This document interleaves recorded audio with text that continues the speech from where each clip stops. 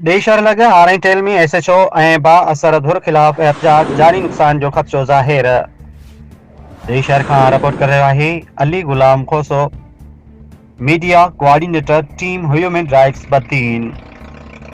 देश लॻ हाणे टेल वासी गुलाम नबी आरई, मंजूर आरई, शाहनवाज़ आरई, अली असगर आरई ऐं ॿियनि पारां SHO ॾेई गुलाम हैदर पंवर ऐं बाअसर माण्हुनि ख़िलाफ़ सख़्त एहतजाज कंदे जानी तहफ़ुज़ लाइ आला इक़्तिदारनि खां अपील कई वई आहे। एहतजाज कंदड़ साहिफ़ियुनि सां ॻाल्हाईंदे चयो त कुझु ॾींहं अॻु संदनि पाण में झेड़ो थियो हो, जंहिंजा केस कानून तौर ते दाख़िल कराया विया आहिनि। उन सिलसिले में SSP बदीन खे पुण दरख़्वास्त ॾिनी वई आहे, पर उन जे बावजूद हाणे संदुनि लाइ रस्ता बंदि कया विया आहिनि ऐं संदुनि ज़िंदगी तंग कई पई वञे। हिननि इल्ज़ामनि ते चयो त मोहम्मद हाशिम पंवर, मोहम्मद अशरफ आरई, हनीफ़ आरई ऐं ॿ नामालूम माण्हू संदनि रोडनि ऐं रस्तनि ते ताड़ में बीहंदा रहनि था, जीअं मथनि हमलो करे सघनि। हिन जो चवणु हो त जॾहिं वाधा SHO ॾेई गुलाम हैदर पंवर खे ॾिनी वई त उन जवाब में चयो त रुश्वत तौर 5 लख रुपया ॾियो त मसइलो हल कंदसि, जंहिंखे चवणो आहे चओ। एहतजाज कंदड़ इल्ज़ाम लॻायो त SHO गुलाम हैदर पंवर ऐं मोहम्मद हाशिम पंवर जी मुबैना सलाह मशवरे सां उन्हनि खे जानी नुक़सान पहुचाइण जी साज़िश कई पई वञे। मुतासिरीन आला इख़्तियारीन SSP Badin, DIG Hyderabad, IG Sindh, इंसानी हक़नि जे आलमी इदारनि खे अपील कई वई आहे त मामले जो नोटिस वठी संदनि तहफ़ुज़ यकीनी बणायो वञे। SHO खे फौरी तौर ते हटाए मुलवस फर्दनि ख़िलाफ़ कानूनी कार्रवाई कई वञे। एहतजाज कंदड़नि जो वधीक चवणो त जेकॾहिं संदनि दाह न ॿुधी वई त कंहिं बि नुक़सान जा ज़िम्मेवार लापरवाह अहलकार ऐं साज़िश कंदड़ बाअसर माण्हू हूंदा। हिन सिलसिले में ह्यूमन राइट्स पाकिस्तान जे मरकज़ी मीडिया कोऑर्डिनेटर अली गुलाम खोसो पिणु नोटिस वठींदे मुतासिरीन सां हमदर्दी जो इज़हार कंदे इंसानी हक़नि जी आलमी तंज़ीमुनि खां बि क़दम खणण जी अपील कई आहे। Ali Ghulam Khoso, media coordinator team human rights Pakistan, ज़िला Badin, social media centre Sindh. नालो तव्हांजो? नालो गुलाम नबी।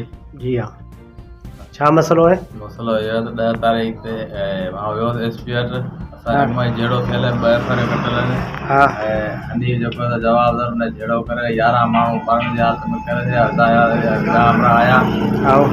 10 तारीख़ ते हाशिम पंवर, अशरफ आरई ऐं हिकिड़ो थाणे ते SHO ॿुधायो, SHO तो जो करिणो वञी कर, पर बदीन SP वटि वियुसि, उते दरख़्वास्त ते खणी अॼु ॾींहं ते उन दरख़्वास्त जो कुझु कोन पियो थिए। वरी बि साॻिया माण्हू हथियार खणी असांजे ॿिन्हिनि ते अचनि था, असांखे मारण जूं धमकियूं ॾियनि पिया ऐं सूबेदार कुझु कोन थो करे।